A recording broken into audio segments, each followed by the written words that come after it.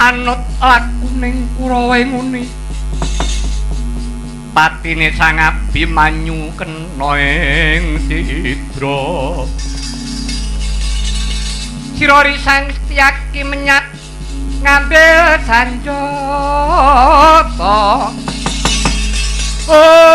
ngong sarosa mentang angkat burit rawa mati pinanah ketiban naga bandha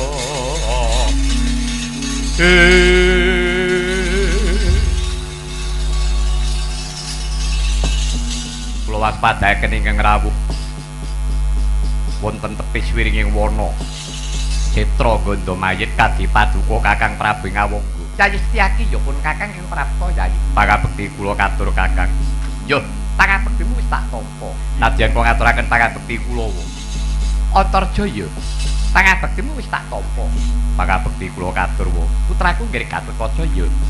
Bektimu wis tak tampa ndadekake rega bungah rasan tiyas ingsun. Sajawan dewi katos menapa dene jengandika Kakang Prabu Ngawangga kepareng rawuh. Wonten madyaning wana Citra Ganda Mayit muka menawi mboten wonten bab-bab ingkang wikatos.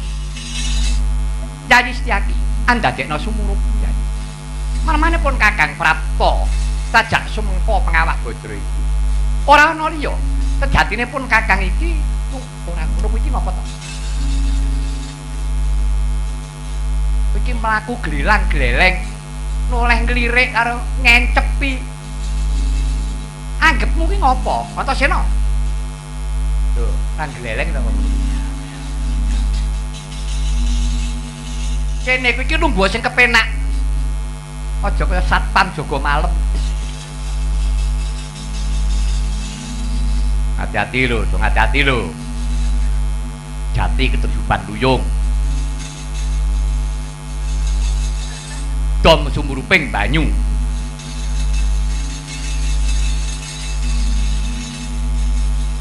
Becik lair. Sing ngerti atine sapa? Dapurmu. Bektiku katur Pak De. Yo to jenenge lungguh kene to. Yo. Hati-hati lho. Wong ki mung karek apa kumpulane. Kumpul pendhita. Dadi wong pinter iso duwe ilmu. Kumpul karo para satriya. Iso duwe ngelmuning prajurit. Kumpul karo para ratu, ngerti olah kapras. Kumpul kebo meteng edan.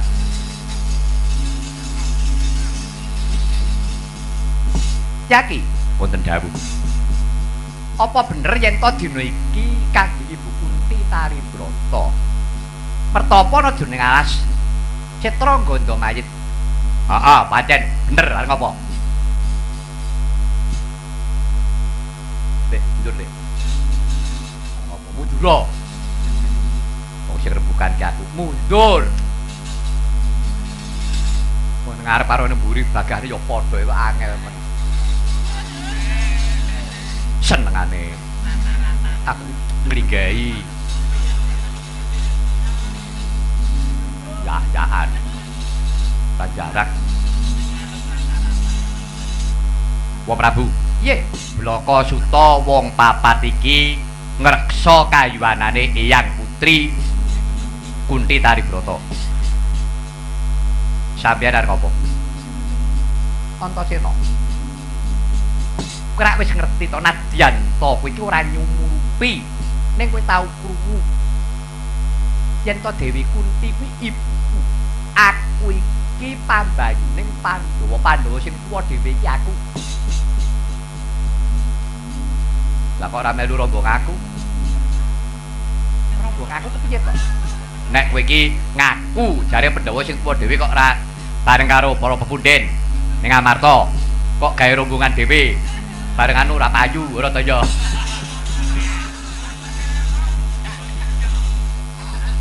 Usume kok ngene kok do gawe rombongan dhewe-dhewe cah. Gaglak erane apa wong nanggap. Antasena. Ngene yo, Nggih. Kabeh mau anut marang keparinging Gusti kodrating lelakon kudu mengkono. Nadyan aku iki seje panggonan adoh papane nanging caket jroning ati katresnanku marang pepundhenmu para Pandhawa. Sebab padha-padha putrane Dewi Kunti Taribrata. Nah, terus karepmu arep ngopo? Iki reh ning Kanjeng Ibu Taribrata. Aku arep melu ngreksa. Lah kok ora ben-ben. Kakek saiki wingi-wingi ngopo? Bodho ya ora badan. Antasena. Jabab dina iki bakal ana bebaya sing nempuh kelawan Kanjeng Ratu Kunti Taribrata. Kanjeng Ibu Dewi Kunti Taribrata iki ora dadi keparinge Yayi Prabu Duryudana. Lah kok kowe mau ngelekke? Wong kuwi rombonganmu. Kudune sampeyan iso ngendhek-endhek kekarepane Wa Prabu Duryudana nek ora bener ora apik. Aja meri aja serik. Wis ora kurang-kurang Antasena. Malah kepara dina iki Yayi Prabu Duryudana kongkonan buta loro. Jenenge Kalanjaya Kalanta loro mau duweni kasekten. Mula mamerake kaprawirane saguh judak Dewi Kunti yen perlu bakal dipateni. Mula Antasena, Yaki Antarja Gatotkaca, lilanana aku bakal melu cawe-cawe. Aku tak nyramakake jiwa ragaku. Perkara Kanjeng Ibu Kunti kuwi ngakoni karena putrane apa dudu wis dudu bab meneh. Ora tak pikir. Sing baku aku percaya marang pangkuasane Gusti yen to karena anak Kunti. Mengko yen eneng pengamuke buta loro kuwi kowe do menenga. Yen Kurawa sakarepmu. Tandang ana. Yen eneng buta kembar Kalanjaya Kalantaka kuwi mungsuhku sebab wis dadi prasetyaku. Oh, ngono dadi kuwi lahir batin. Lahir batin. Terseni iki Wa Prabu Karna arep ngrombong kene. Ngono. Heeh. Tenan to kuwi? Tenan. Aja ngapusi lho. Prabu Karna kok bakal ngapusi. Suwer, ayo suwer. Taksi kowe. Arak ngono. Jaman saiki becik lahir sing ngerti batine sapa ngono kae. Kowe tau krungu to? Cindenane apa uler kambang. Becik lahir sing ngerti batine sapa ngono kae. Kuwi tenan jane. Ambak remuk kok iki jane tenan. Sapa? Arep butuh migus. Ah, iki kok seperno-perno ora. Pancen mengono, aja nganti lali. Toto-totowa gedhekno kaprayit menawa iki Kurawa wis nekani ana ing alase Trangga Mayit. Ayo tetira mekaten Kakang Prabu sama Waswata sing penggawe. Mangke kula ingkang badhe njageni. Gedhekno kaprayit menamu ya Di, Yaki, motor papakno Kurawa kae.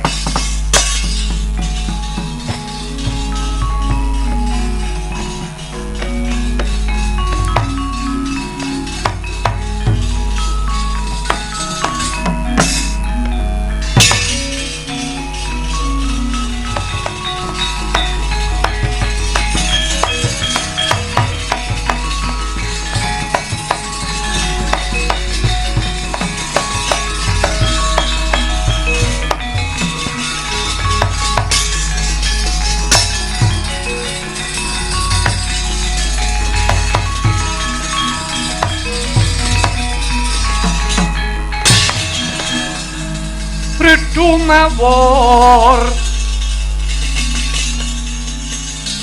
mangawur-awur murahan tengarane ngadurit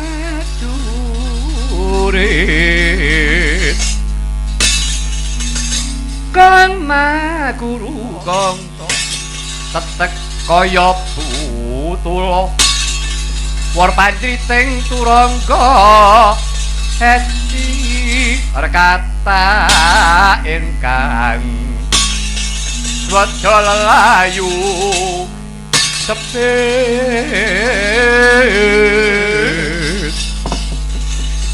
ora pangling Yaki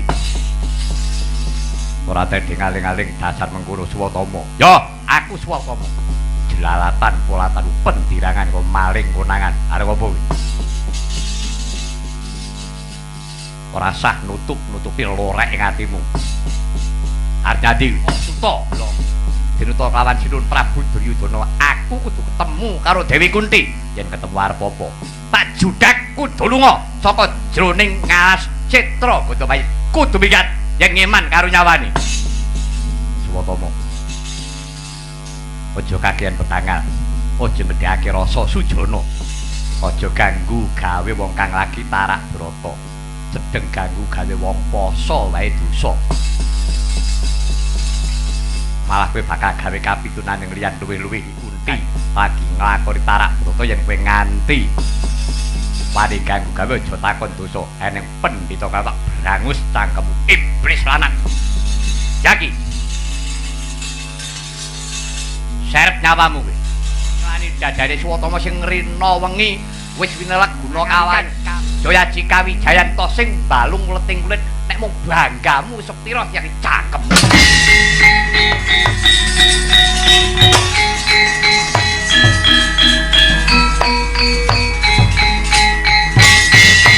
parat ora ngomong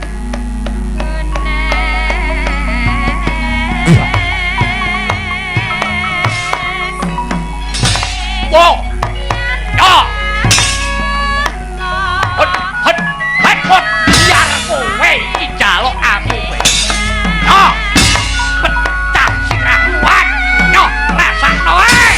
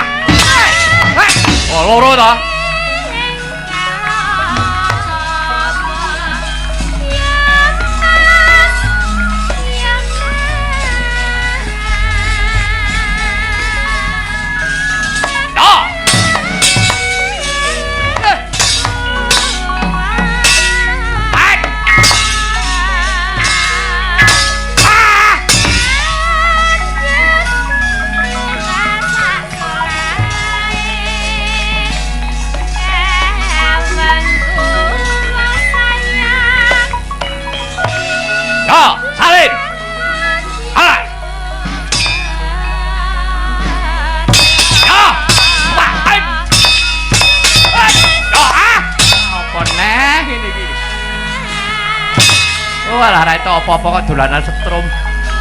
Yo. Hai. Yo. Yo. Hai. Lho ngene iki dicirui karo cah-cah kuwi. Dan ora munyuk-munyuk ra dene wong tuwek. Yo.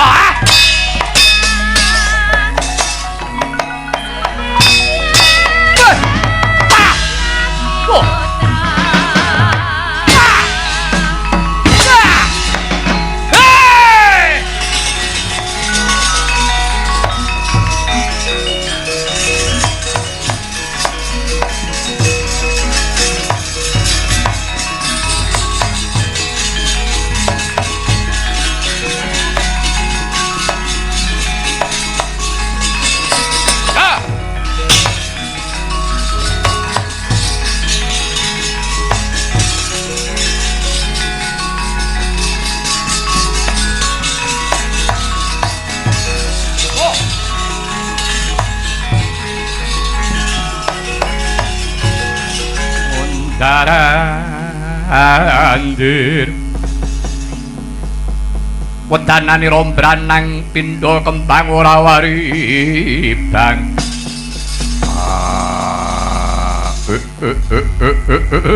ladala sak kelebatan aku kaya wis tau weruh karo piyayi iki yen ora kleru sak deliringan ana kraton Ngastina aku sak klebatan kaya ngerti kowe Sang Prabu dene durung dawur mripatmu sing genep panca driyamu wah alus asem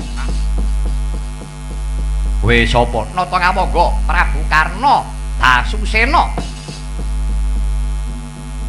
aku Kalantaka aku wis ngerti karo degapuramu Kalantaka dina iki kowe bakal ngupaya sirnane Dewi Kunti. Ya, para nyata. Lekna mripatmu gatekna gobokmu. Prabu Karna iki putra pambayune Dewi Kunti yen arep ngerti.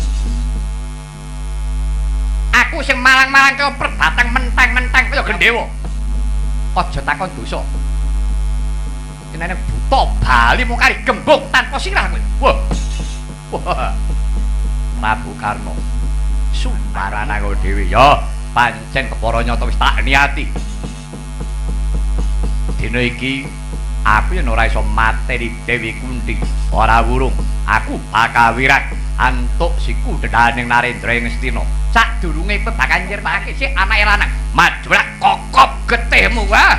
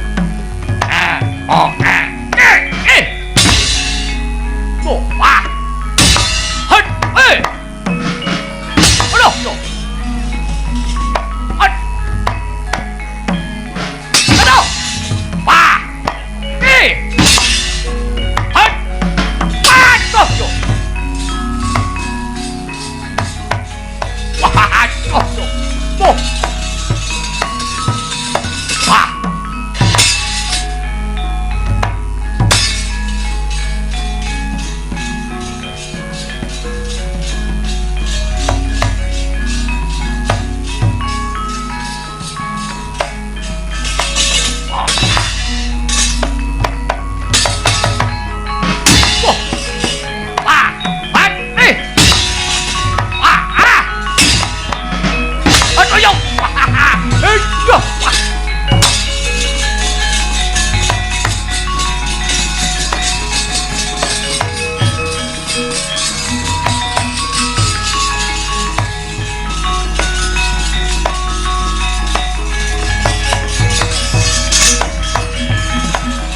Welas ora ngerti ya jebul ana mungsuh ana jroning kulawarga Prabu Karna kowe ora teh ngaling-aling ayo para reten ayo kroyoken karo Kalantaka maju bareng legane atiku ora aku ijen wae tak kuat nandingi krindamu maju mrene tabrak dong pantengan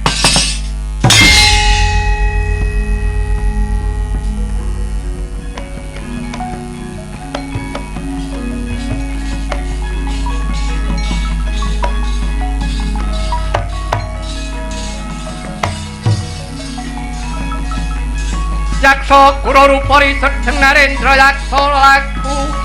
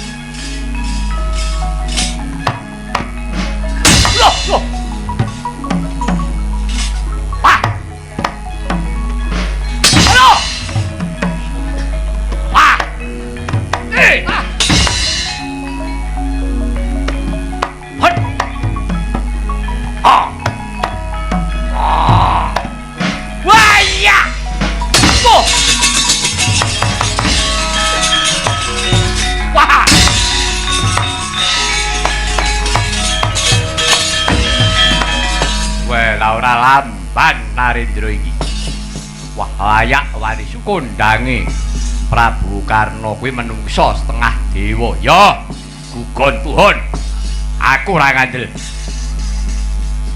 Prabu Karna wat nadai kasektenku gelap sayuta ilang wujudmu